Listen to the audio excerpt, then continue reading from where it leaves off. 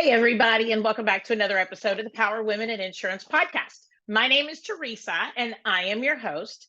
I am very excited to come to you today. We are going to have our second episode or our second in the series that we're doing on overcoming underearning. And if you haven't listened to the first one, we went over the first kind of introduction section. And this is a great book. And honest, honestly, I've been a little bit overwhelmed by how much this has impacted my brain and my thought process. So I'm an under earner. I mean, it kind of sounds like we're going to AA or something. That's not it at all. But I have always put other things ahead of my personal ability to be able to earn money. And now I have not typically been somebody who has pursued the idea of earning money as the idea of being able to take care of other people. I think the physical manifestation of taking care of people, the service work, and I'm very, very driven in that direction. So for me, the whole money thing has always been kind of like, oh, that'll just come. Or, I identified in the first portion of this book, the first quarter of this book, kind of how I talk to myself sometimes, how I have major imposter syndrome, how I have a lot of stuff in my head that my family put there of who, as far as like family members should be earning more money or whatever. And go back to listen to that one. It was a little scary to think about doing it again. I'll be very honest. Just to be that, I don't know what's really the word I'm looking for. Honest, I guess, on my personal thought processes, because this is, nobody else is on the podcast with me today. I always like to interview other people because it makes me think, but this book makes me think. And to talk to you, it's very eye-opening, and it's very humbling at the same time. So when you listen to this episode, it'll probably be either right around the new year or right after the new year for 2023.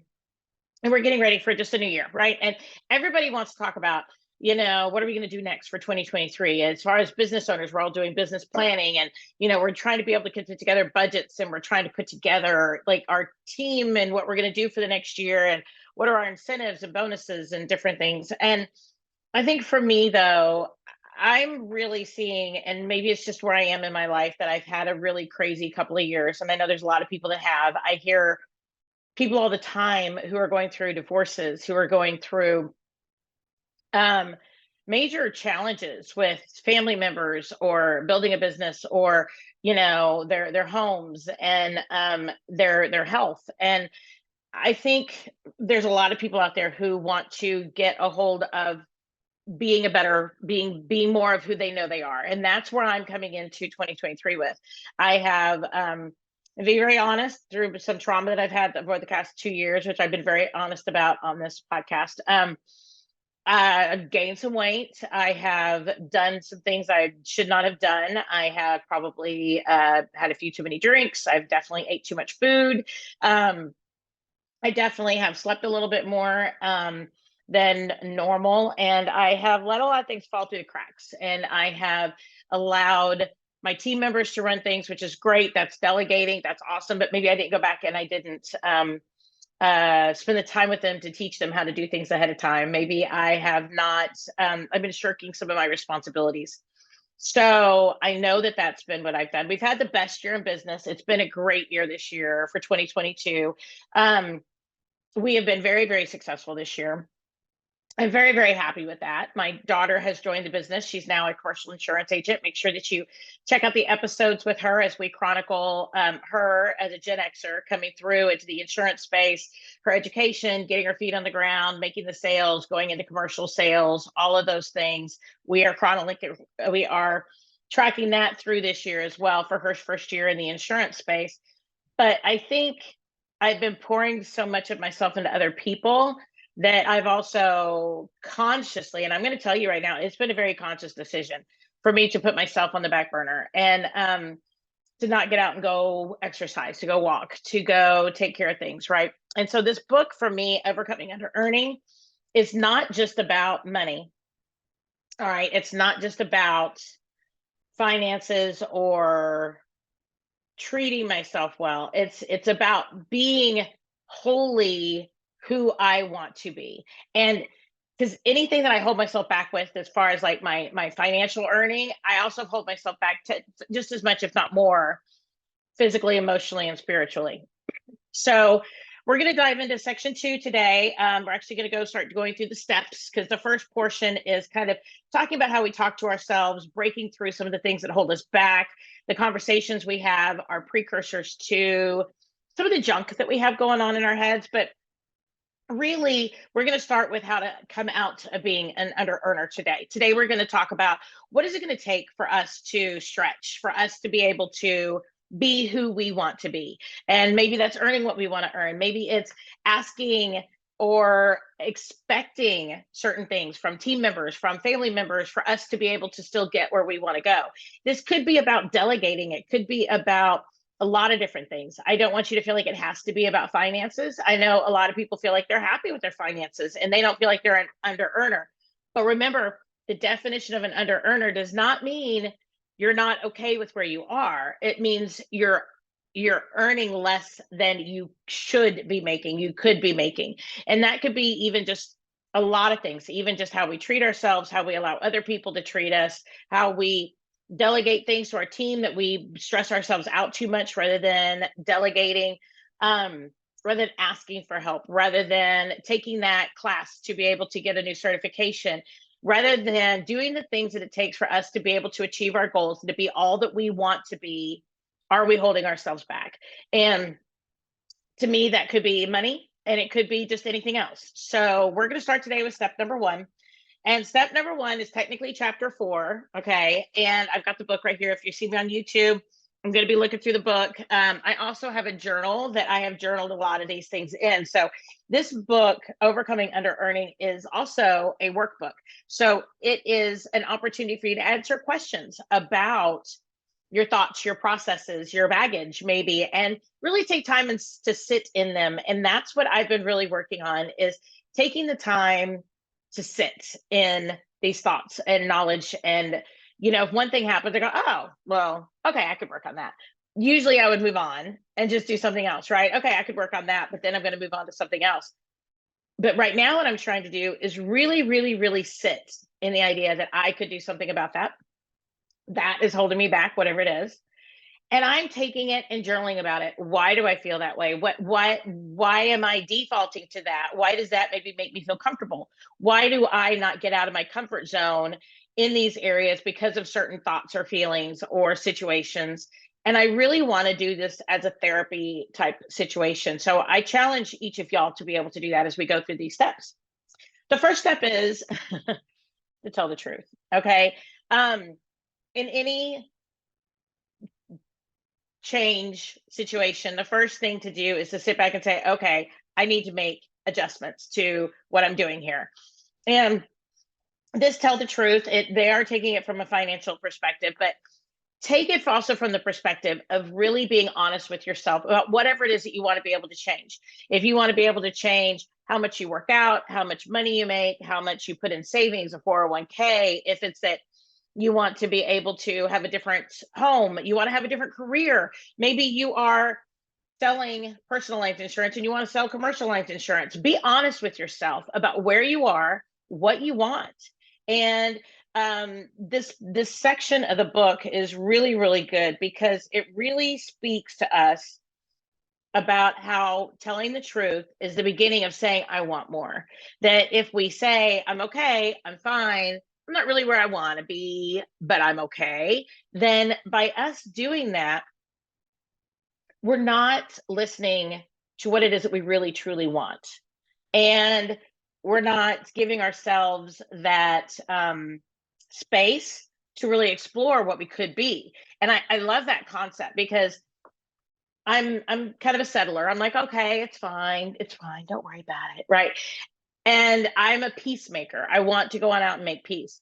So when it comes to driving change, I don't mind change, but I want peace in a happy way. And that's not always possible. It's just not. So that's really important to be able to take a moment, because when it says right here in the book, telling the truth is prerequisite to getting what you want.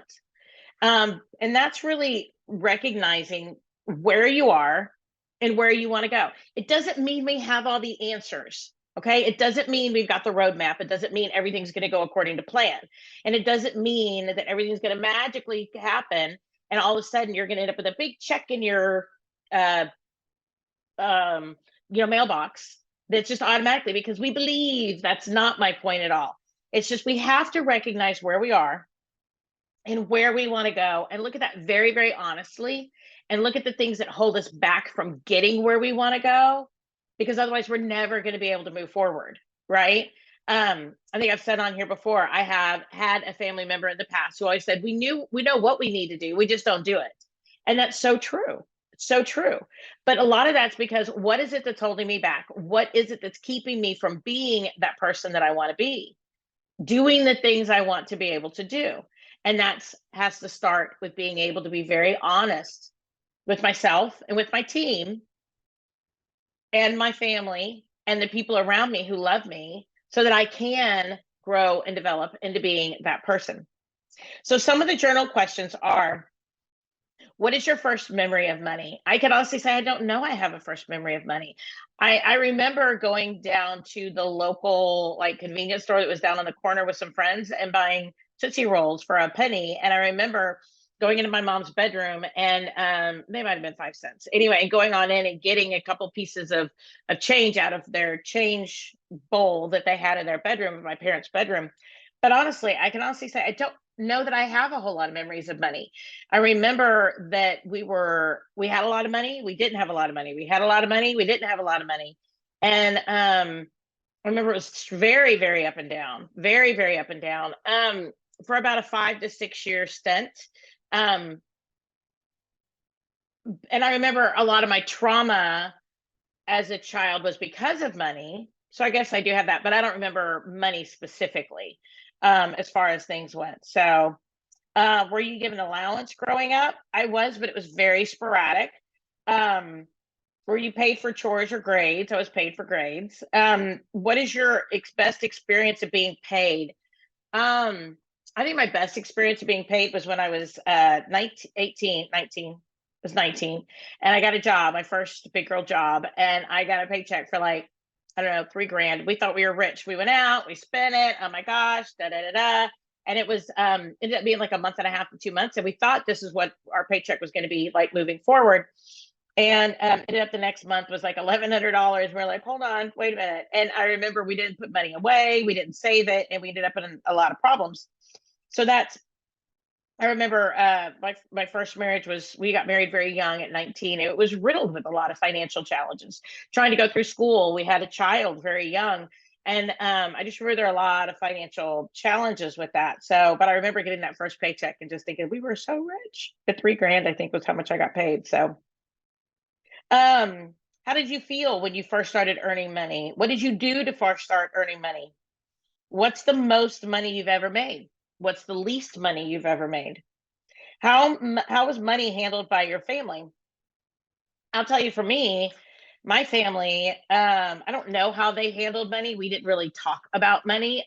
We did some things. My mom would give me $5 or $10 and say, "Hey, you need to be able to cook a entire meal for all three of us," because it was me and my mom and my stepfather, and for $10 or $5. I think back then it was $5. And I would go to the store and I would pull out macaroni and cheese or whatever, and I could not make the same thing I had made for 3 months. So I ended up with like 4 or 5 things. I just kind of rotated. But my mom was really good because she said it would help me to be able to raise a family on a budget. Great idea. But all of the lessons I had growing up were all about living on a budget. They were all about living on less. They were not about making more, and they were not about achieving more. And I don't think that was ever meant in her mind to be that way. But everything was really just about the concept of doing more with less, and working off of whatever it is that my husband brought home or a man brought home, and then it was my job to figure out how to earn on less. And I did that for a number of years with my first husband. We got a lot out of what he made per year, and I was very proud of that, and I took that as kind of a badge of honor for a really long time. But I think the last couple of years, I've really struggled with that because I don't want to be, especially my kids are grown. I don't want to be living on less. And I wish I would have lived on more when my children were younger. It was just in my mind, that's what families did. We were raising children and we were supposed to have those challenges specifically because we were raising children, right? And um, now I know there's a lot of people who don't do that. And so I think that's very interesting. As we look through some more of this book, it talks about how the work of really looking at the truth is really the beginning point. Financial achievement is always preceded by financial challenge. So just like we challenge ourselves physically to get stronger and be able to build that muscle, we have to be able to be honest, break down that muscle to be able to build it forward. And we have to do that financially as well, which really taking a look at our credit card debt, how much money we make, what our bills are, where we're spending our money, and how we're spending our money is really, really important because if we can cut back on certain things, great. But we also need to know what is it that we want to fit into our financial future. So therefore we can say, I really want blank. And it doesn't have to be, a possession. It could be a trip. It could be, I want to make a certain amount of money. I want to be able to give my team Christmas bonuses or holiday bonuses to where they make certain amounts per year. You could say, I want to be able to throw a big 20th anniversary party for my business, whatever it might be. But we can have those goals and we can achieve them, right? But if we don't look at where we are, how do we know what it's going to take to be able to achieve those goals? So again, that's part of telling the truth. That's part of being very honest, is also saying, where do I want to go and what do I need to get there so that we can be able to move forward? And they're going to be talking about that too. But facing a problem means looking it straight in the eye, even if we don't have a clue what to do with it. So even if we say starting with the truth, doesn't mean we have to have all the answers. We don't have to have them. It's okay if we don't have all the answers, but it's by recognizing that we don't have all the answers that we can sit back and we can know what we should be looking for. Because otherwise, how do we even know the questions if we are only looking for the answers? We could be asking the wrong questions. If we really take a look at the truth of where we are in our lives, personally, financially, spiritually, we can see where we need to ask the right questions to move forward. But without being honest with ourselves, we can't do it. We just can't do it, right? Very, very important. And I love that on page 77, they have here a problem indicator checklist. This really resonated with me. Check the statements that apply to you. Deep down, I believe someone or something will rescue me. Someone else handles all my financial decisions. I rarely balance my checkbook. I forget to record checks, which I don't write checks anyway, so that's another thing. I don't know the total amount of my debt. Creditors keep calling me. I use credit cards for cash advances on the ATM. I don't have a savings account. I only pay the minimum monthly credit card payments. I cannot even afford the minimum monthly credit card payments. I was recently turned down for a credit or a loan. I have less than 2 months living expenses in the bank. I routinely spend more than I earn. If I lost my job, I'd have difficulty paying the next month's bills. I don't know my net worth. I worry about money a lot. I have trouble paying my rent or house payments on time. I put off seeking medical attention because I cannot afford it. I dip into my savings and investments to be able to pay my bills. I take out new loans before my old ones are paid off. And I have back taxes I've never paid. Here they're going to say that these are your prime troublemaking ideas or statements. And if any of these apply to you, then that's something we really need to take a look at. You need to take a really good look at. I don't have a ton that apply to me on this. I have probably 3 or 4. I will say, I do typically believe somebody else is going to come in and rescue me. I would love to be able to hire this magical, amazing producer that takes care of everything. And we were just super blessed. And all of a sudden the business just flourishes and grows. And that would be amazing. But haven't found that yet. But that is in the back of my head what I'm always looking for, right? I think we all are. Back in the day, not now, but back in the day, someone always handled my finances. I never balanced my checkbook. Back in the day, I'm not saying now, I'm saying I have stepped up. So a lot of you guys know that I have been married twice, and I'm remarried now to my second husband, so technically 3 times. But in the middle of all that instability and insecurity with 2 divorces, I had to be able to step up, look my truth in the eye, and that's when I was able to fix a lot of this, right? I've never used credit cards for ATM advances, but I do use credit cards way too much, and I am in the process of stopping that. For years, I did not have a savings account. I do now, but I didn't for years. Typically, for years, I did pay the minimum monthly on my credit cards. Um, I mean, just a lot of these types of things. In the past, if I would lose my job, I would have had a hard time paying some of my bills. I have fixed a lot of this over the course of the last 5 to 8 years, but I still think that I have a long way to go because I have gotten to where I'm day to day good. I'm moment to moment good. I've got a good savings account. I feel like I'm doing really well with that, but I don't feel that I'm moving forward. Like I feel like I've fixed a lot of my day to day challenges, but I'm not moving forward. I'm not doing a good amount of investing in my 401k. I'm not planning for the future. I haven't done things like invest in growth, and I need to be able to do that. And that's one of the things I need to work on. So, but I do know that a few years ago, I got to the point where I had to really truly look at my crap, right? I had to look at my junk. There's a great book, and in fact, I have it. It's actually on my bookshelf. I know it is. I saw it just the other day. And if it jumped out at me, I'd probably turn around and grab it right now because I am right here. Hold on. I see it. If you're on the YouTube, you're gonna be laughing right now. And if you're on audio, then you probably don't care that I just got up out of my chair to be able to have this conversation. But there's a great book called Punch Fear in the Face. Escape Average and Do Work That Matters. It's by John Acuff, and I mention it all the time. And the back of it has a quiz that once you read the book, you go through this quiz about how to be able to punch fear in the face. So how to get over fear.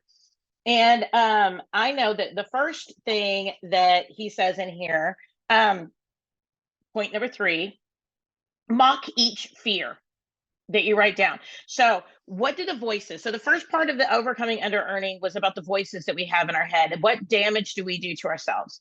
I'm going to challenge you here to do point number 3 inside of this book. And it says, write down the fears and the voices that you have in your head.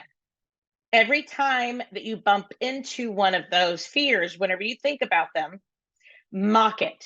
Write down how you would mock that fear. So if for some reason I might sit back and think, oh, if I don't sell this insurance policy, then I'm not going to be able to eat next week. Okay, well then if I don't sell this insurance policy and if I don't eat next week, what happens? And then say, oh, am I going to shrivel up and die? Am I going to, that's probably a really bad thing, but I have, am I going to shrivel up and die? No, I'm not. Am I going to lose my home? No, I'm not. Look at your fears in the eye and notice that we can mock them, that we can tear them down and break them down. Exaggerate the fear to the craziest ways possible so that you can see how silly it is. If this project fails, I'll get fired and blacklisted from the entire industry. All companies in every city in every country will not hire me. So if I don't sell this insurance policy, if I get fired, if I can't pay for my home, I lose my home, I end up living on the street, I end up living in a shelter. If you see that and then you look at it and you go, really, is that really what's going to happen if I don't make this sale? Probably not, more than likely not. And if we're living that far on the edge, then we have a lot of other challenges to work through, right? But if we say maybe something like dating, right? If this person doesn't call me back, then I'm going to be single forever the rest of my life. Okay. What if I am single the rest of my life? Well, then you know what? What would, oh, I'm going to have to go on vacation by myself and I'm going to have to, go ahead and mock it and say things like, I'm single for the rest of my life. I'm going to spend all my holidays alone. I'm going to end up, old and crotchety and realize that it's just not real, right? It's just not real. If we are single, we're going to have friends. We have family. We can create a family if we don't have one. If our family is crap, go out and find people that you love, have Friendsgiving rather than Thanksgiving and find ways to be who you choose to be. And that has been one of the most amazing tips for me, has been this mocking my fears. Okay. And like I might say, oh, if I, uh, if I end up with an IRS bill, I'm going to end up and I'm going to have tons of problems, tons of challenges. I'm going to go broke. The IRS is going to come and take everything away from me. They're going to repossess my home. They're going to come back and they're going to repossess all my clothes. They're going to repossess my building. They're going to repossess all these different things. And the reality is they're not. They're not. And for us to look our fears in the eye and mock them is incredibly powerful. So take a look at those, like I mentioned, those that journal exercise where you look at some of those triggers of what if you do balance your checkbook? If you don't balance your checkbook, what are we afraid of? If I do balance my checkbook, what is the fear there? I'll tell you, when I didn't balance my checkbook, which I don't balance it now, but I always keep track of my finances. But if the say for example, if I balance my checkbook, I'm going to realize I only have 52 cents.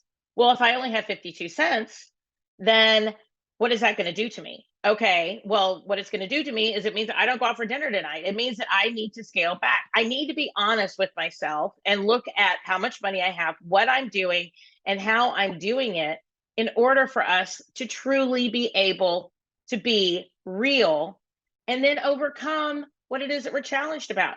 But look at our behaviors, look at our problems, because then it's going to tell us where we need to be able to look at our truths. Do you balance your checkbook on a regular basis?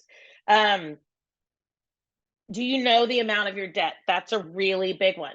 And that doesn't mean one credit card. That means all your credit cards. That means all of your debt. How much is on your house? How much is on, maybe a personal loan that you took out? Okay. How much is on your car? I think a lot of people would be, in today's day and age, super shocked at how much their actual loan is for on their vehicle. They think they bought it for, $30,000, but where they went and actually pulled a credit report, they've got it on their credit report for $46,000 because the entire financed amount is on there because that's what they're responsible for. And if we can look at the true value of that vehicle, then we can say, okay, is that worth it? Is it not worth it? But then we know too, if something happens to the car, what do we have to work with? A lot of times people don't figure that out until they get to the table to buy a new car and they realize, oh, you still have this much left over on this car that now doesn't run. But we shouldn't wait for other people to figure that out, right?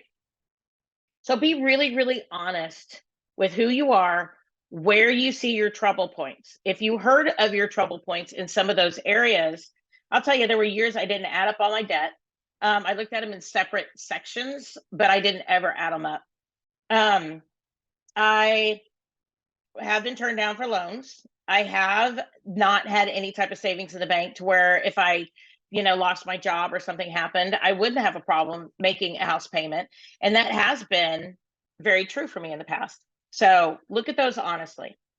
Then it says on page 80, digging down to the roots. And I loved on page 81 where it says Sally Beckett was also surprised at what the exercise revealed. My mother always said, it's better to struggle financially because once your husband has money, then he'll leave. Without realizing it, I had this wonderful 20-year marriage that was full of financial struggle, and I accepted those messages without ever examining them. I realized that it doesn't have to be this way. We make decisions and we live our lives based on a lot of the stuff that we have pre-programmed in us, based on TV, movies, parents, their baggage, our baggage, maybe things that happen to friends. Maybe if a friend went through a divorce due to a certain situation, we might fear that ourselves, or losing their business, right? I mean, maybe somebody took a really big chance, hired a producer when they couldn't afford one. So therefore we want to over afford a new producer before we go on out and we hire somebody on.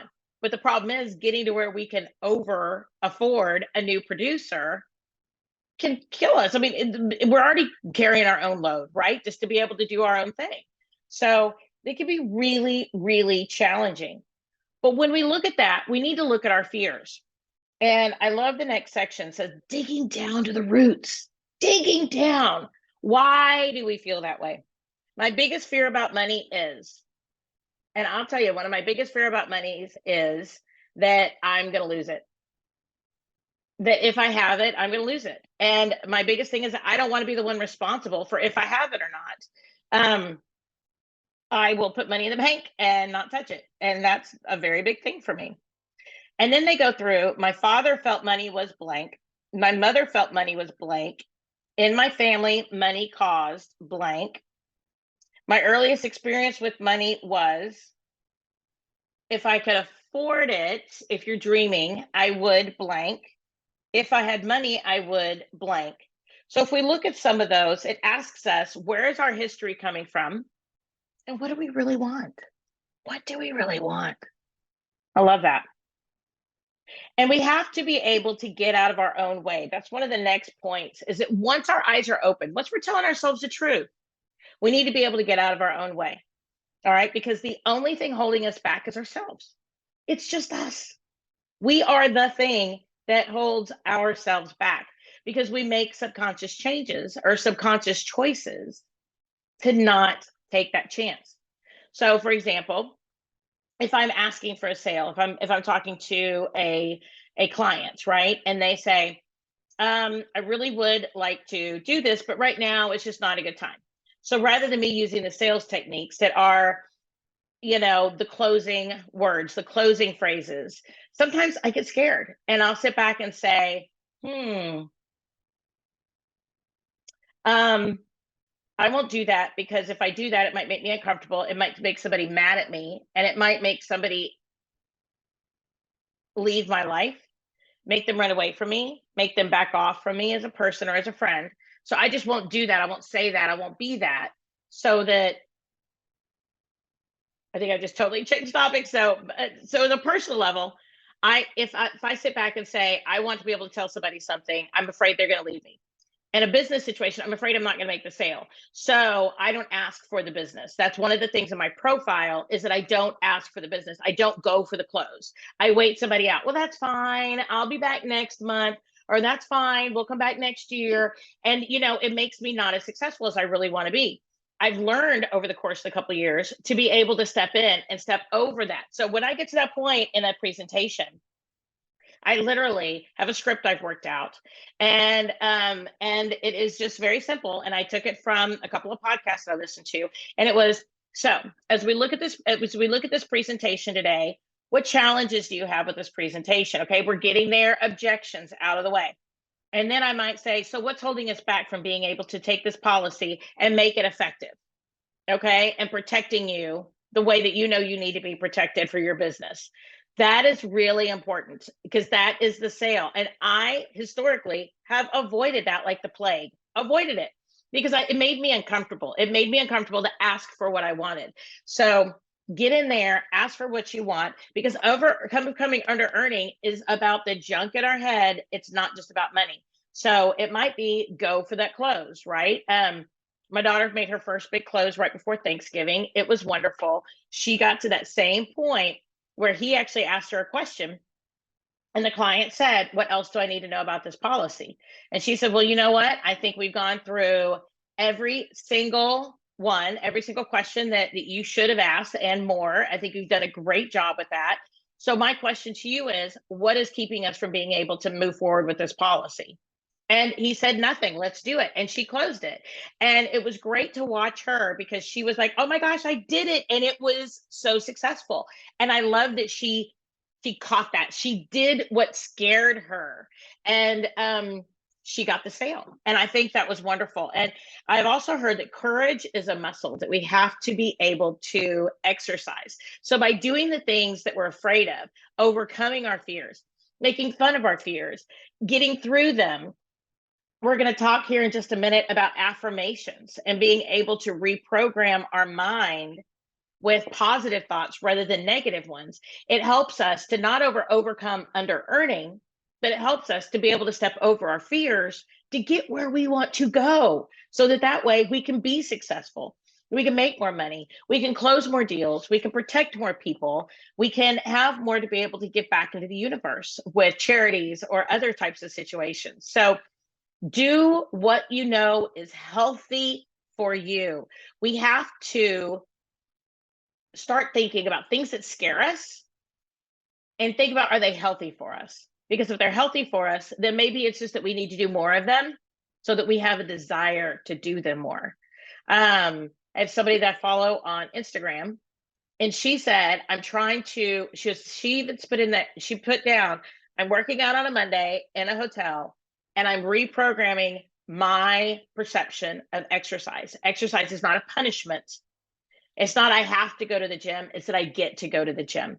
It's not that I have to eat healthy, it's that I get to eat healthy. I'm blessed to have fresh fruits, vegetables, healthy ability to be able to make my own choices for food, and I'm excited, and I'm deliberate in the fact that I make healthy choices. That's something I don't do enough of on my side, but I love that she put out there that she gets the opportunity to choose to be healthy, because then it makes it an honor and a privilege rather than a responsibility and a burden. So I loved that. And I thought that was great, because what she's doing is she's having that honest conversation, right? She's truthful with herself that she's not being healthy. And what does that mean? Why doesn't she want to be able to do healthy things?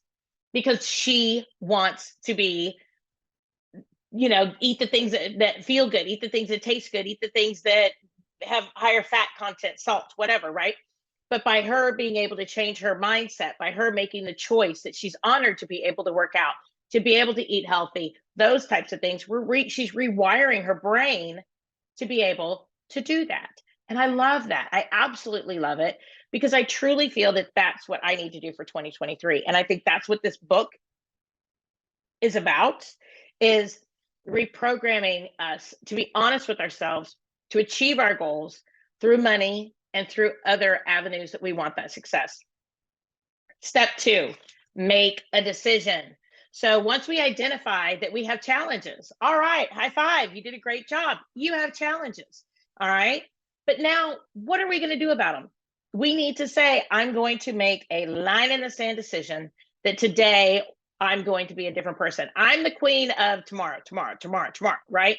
Oh, I'm going to start eating healthy tomorrow, but tonight I'm going out. We're going to have sushi, or we're going to have fried chicken, or we're going to have, whatever.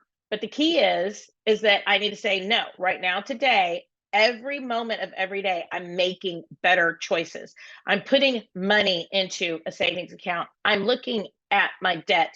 I'm looking at where my business is and what money we're making, what bills we need to cut. I'm being honest with myself about being who I am, so therefore I can be better tomorrow than I was today. So let's talk about how to make that decision. All right. In the book, it says it's not just okay, it's obligatory. What if your doctor diagnosed you as having a deteriorating condition that could have seriously affect the quality of your life as you get older? No matter how busy you were, you'd find time to do whatever it took to recover. Go to physical therapy, you'd make better choices. But in truth, that's the prognosis for all under-earners. You have a degenerating condition that will hinder your quality of life as you age. So as we get older, as we get further along in this life, if we don't protect ourselves personally and financially, that will be a problem going forward longer than it is just a problem of today. So we've got to stop saying, tomorrow I'm going to start putting money away in my savings account. Tomorrow I'm going to put money in my 401k. Tomorrow I'm really going to look at my business finances, and I'm going to make sure that I'm in a good place to blank. Retire, buy another agency, reward my team for Christmas bonuses, be in a healthy place as far as profit. I read a book. It's back in here again somewhere, right over there. Profit First. It's actually right over there. Anyway, Profit First by Mike Michalowicz. It was a book that taught me that I had to start putting money away for profit in my business. Because if I didn't, then the problem is that we don't see the joy in what we're working for, because that's how we give ourselves promotion. That's how we do wonderful things for ourselves, right? Is that if we feel safe because we're making that profit, we put money away for taxes, we put money away for operations, we put money away for profit. By seeing that profit, we can say, I'm doing something good. I'm raising a good business. I'm building a good business. Because until I started making a profit and recognizing that I was making a profit and not just spending everything that we made, I saw myself as working my butt off and not being successful. But in order to do that, I had to do a deep dive into all my finances, personally and professionally, create a plan, put aside money in the right bank accounts in the right way, and then I could look at my bank account and I can say, okay, I'm doing really well, because I can see that, right? For years, I didn't file taxes for probably about 4 or 5 years for a while, because I didn't want to see how much I had lost financially based on the IRS. Now I'm about better with that. I do it every year. But I'm telling you, people, I've been there. I've been there to where I don't want to look at my taxes. I don't want to look at my bank account. I had dread when I opened up my credit card bill. What is this that I'm doing over here? And how much is actually on this thing? And honestly, I dreaded it because I didn't know the answers. Now I know the answers. I can get in there. I can look at those. I can be honest with it. Where did the money come from? Why do I owe it? Why do I earn it? Why am I profitable? Because I made good choices. But by doing that, I sleep better at night. I'm not as cranky. I'm not as angry. Things don't feel like my clients are attacking me quite as much when they are unhappy, because I'm profitable and I am running a good business. And that makes me feel like I can almost put a little bit of an emotional distance between my success level and the moment to moment situations that occur during the day. I had something that for me showed me that I was profitable, that I was a good business owner. And for me, that's been super important, right?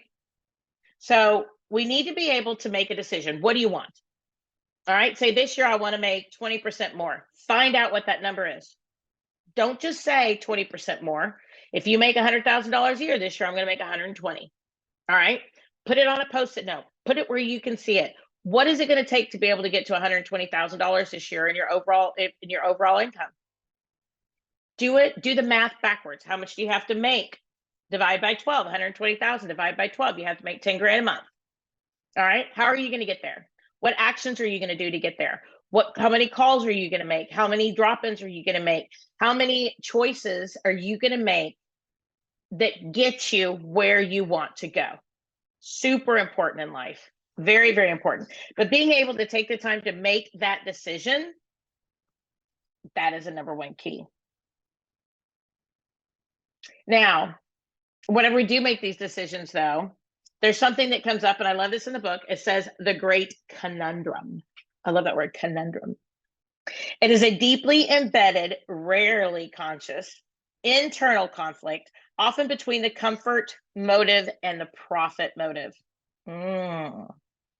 So we do what we do day in and day out because of the fact that we're comfortable doing it.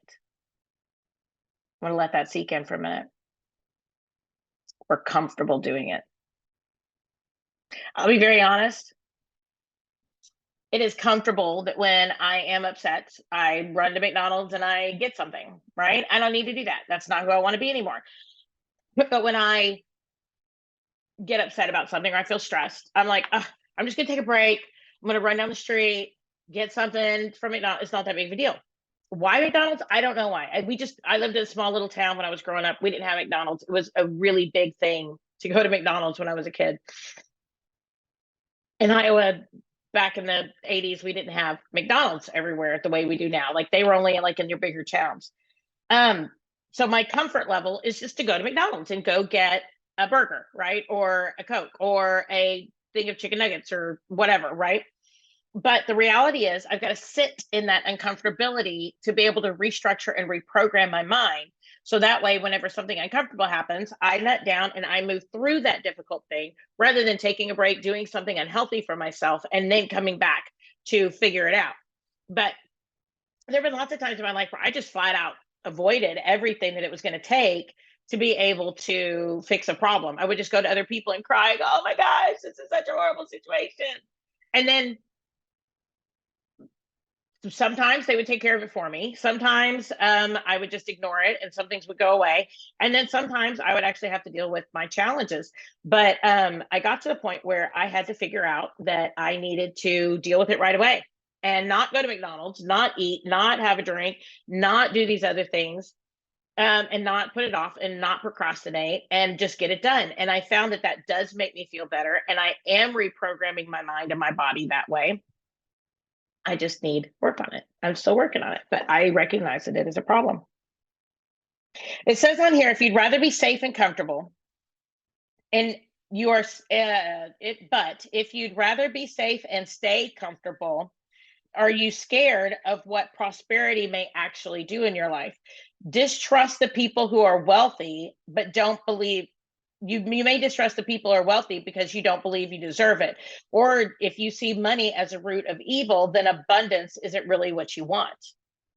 Oh, that's not true. I want abundance. I want abundance.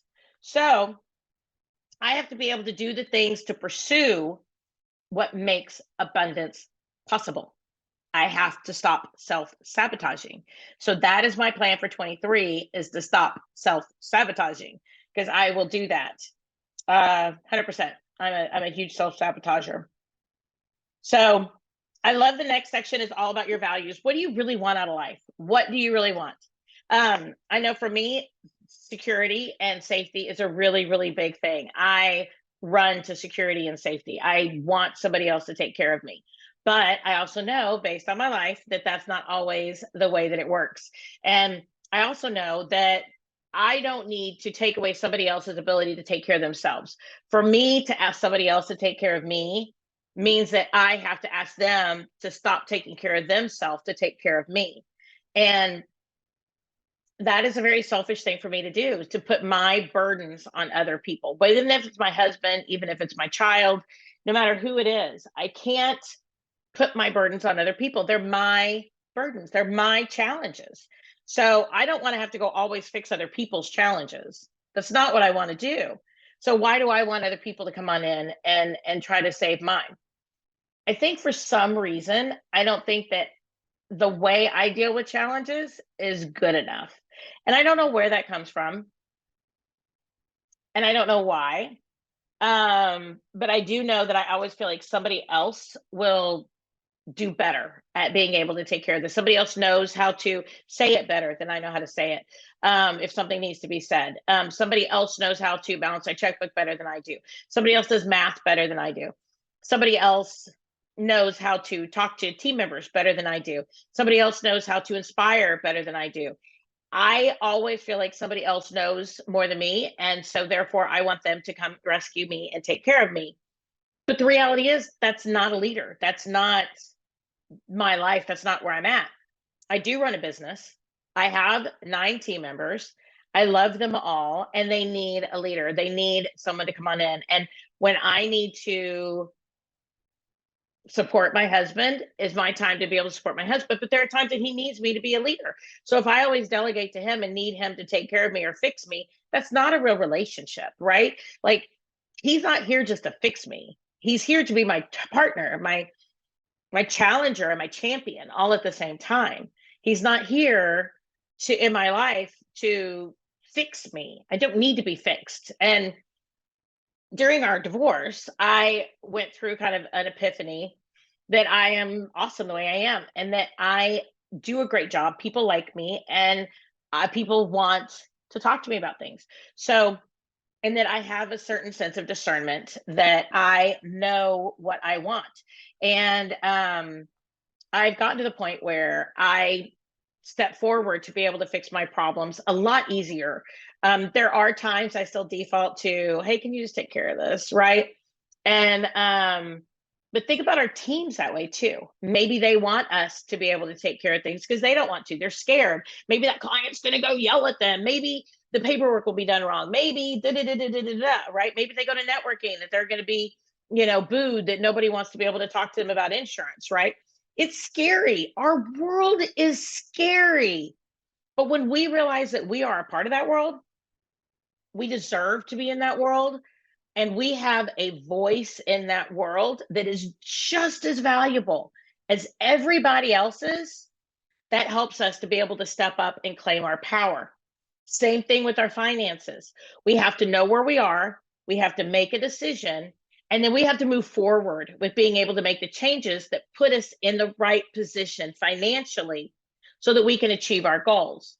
Same process with being able to overcome our fears and taking responsibility to be able to do the things we need to do to achieve the personal goals that we have. I don't care if it's financial, personal, spiritual, leadership, whatever it might be. We have to follow that same process to be successful. We have to decide to clean our room before we pick up our clothes, before all of a sudden we pick up enough stuff that then all of a sudden our room is clean. Think about it with the same concept as when we taught our children, right? How to clean their room. Pick up one thing, pick up two things, pick up 5 things, spend 5 minutes on it, spend 10 minutes on it.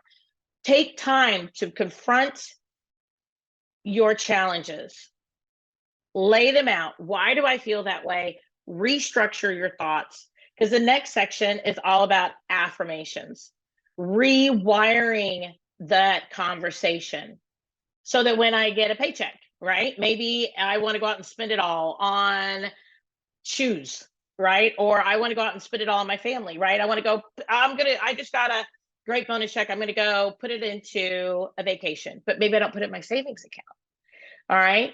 Maybe we can say, I have a natural thing that I try to take care of other people. So therefore, I know that we all would love to have a family vacation this year. That's a great idea. But I don't have anything in savings. So that is going to freak me out when I have nothing in savings, right? It's going to freak me out that we do or do not have a family vacation. I doubt it. Maybe, maybe not. I don't really know. But the reality is that maybe we can do both. Maybe we take a $8,000 vacation and we put $2,000 into the savings account. Or maybe we can compromise. Maybe we can find a way to do it. Maybe we just don't take a vacation this year. We wait a year to take a vacation and you put everything in a savings account. But the point is, you make good choices. But until we see that we have these challenges and why we have those challenges, then we can move forward. We need to get over those top signs of resistance. And I love this. I'm too busy to blank. Maybe you procrastinate. Oh, I'll just do that later. Maybe you're scared into inaction. Oh my God, what will happen if? Maybe we defer decisions. What do you think? How about you? You decide. That's kind of some things maybe that we say to ourselves. Another sign that maybe you're in resistance. Do you lose interest? Oh my gosh, really? I'm so bored. This really isn't my thing. Maybe we intentionally forget things. Number 6. I meant to do that, but I totally forgot. Maybe we're disorganized. Where do we put that? Sometimes, I get something in the mail and I'm like, oh, I'll deal with that later. And then I don't remember where I put it, right? Disorganization. We intentionally forget things. Do that all the time. Maybe we fog up and we space out. Somebody talks to us about something we don't want to talk about. Do you ever just your eyes just kind of cross internally and you just have no idea what they're saying? And it's like, wah, wah, wah, wah, wah, wah, wah, wah, wah, wah, wah, wah, wah, wah. Yeah, that's that fog. That's that spacing out. Number 9 of the 12 signs that you're in resistance. Maybe you get paralyzed. You can't think, you can't move forward. You're just paralyzed with fear. Number 10, I can't do that right now because that means you're finding reasons to avoid. Number 11, you're impatient. Oh my gosh, this is taking way too long. This should have been done a long time ago. Number 12, you keep running into naysayers, or maybe you're asking people's opinions. So somehow we get a sense of agreement because we're not really sure. We're so scared of making a decision on our own that we ask everybody and their dog what they think about the situation. And then when we do that, people give us other ideas. And therefore, then it makes us question whether or not we made the right decision. I've actually gotten to where I have certain people in my life that I do not, under any circumstances, ask them their opinion, especially about work stuff. I will go out of my way. And I've even gotten to the point with certain people in my life, I enter a conversation saying, I made a decision blank, because I've asked them for their decision so many times that they automatically assume that I want or I need their opinion, and I don't. And I'm good with my decision and I move forward. But I got to the point where those people made me question my decisions to such a level that I was paralyzed at that point and I could not move forward. So if I look at that resistance, I had to be able to say to myself, and I still struggle with this, why is it that I need other people's opinion? Why is it that I need blank, blank, blank? Oh, that's a form of resistance. So if I just move forward and I trust myself, then I can achieve what I want to be able to achieve. Same thing with our money, with our financial decisions. Let's work on being confident. Let's work on being strong. Let's move forward. Because if we do make a mistake, if we do have something that doesn't go exactly as planned, that's okay. Lots of people make mistakes. And you know what? Maybe we don't even need to look at them as mistakes. Maybe what we need to do is we need to look at them as lessons along the way. We need to see them as part of the journey, not a period in a conversation. Because I think a lot of people think of a mistake as a period at the end of a conversation. Oh, that conversation's done. You did a wrong thing, a bad thing. But they're not wrong. They're not bad. There maybe a mistake teaches us what we need to do right. Think of it as a stepping stone along the path. This is step 1 and step 2 of overcoming under earning. We're going to continue on with step 3 and step 4, which is going to be the stretch, which is step 3. And then 4 is to be able to get your people around you, creating your community. 5 is going to be respect and appreciate where you are in your money. So we're going to continue. Join me for the next episode. We're reading Overcoming Under Earning. We're discussing it. Send me messages. I loved it of the original, the first version of our first episode in this series. I got a lot of really great feedback. I had like 5 or 6 people reach out to me and say, oh my gosh, I have these problems with being able to financially make decisions, or with sales, or with being able to really ask for what I want and take what I need out of my business, and that it is exhausting them. So I think that's the number 1 reason for burnout in sales and or in business ownership. So that's part of the reason why I'm so passionate about this book. So join me in our next episode while we continue to move forward with the conversation of how to overcome under earning. We have another episode every single Wednesday. This is the Power Women in Insurance podcast. My name is Teresa Kitchens. Please feel free to reach out. Find me on Facebook.